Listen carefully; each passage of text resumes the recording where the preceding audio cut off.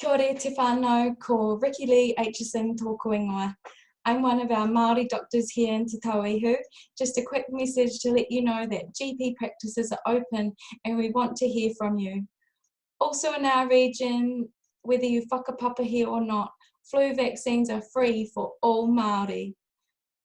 We're also really keen to keep testing for COVID-19, so if you're feeling unwell, please consider getting a test. We are now also testing people without symptoms, people who aren't unwell, who are Māori aged over 35. If that's you, consider going to one of our testing centres or call your GP. You can also call 0800 672 642 if you are needing more support. That's the number for Te Piki Oranga, and they can reach out to you wherever you might be in Arohi. He waka eke noa.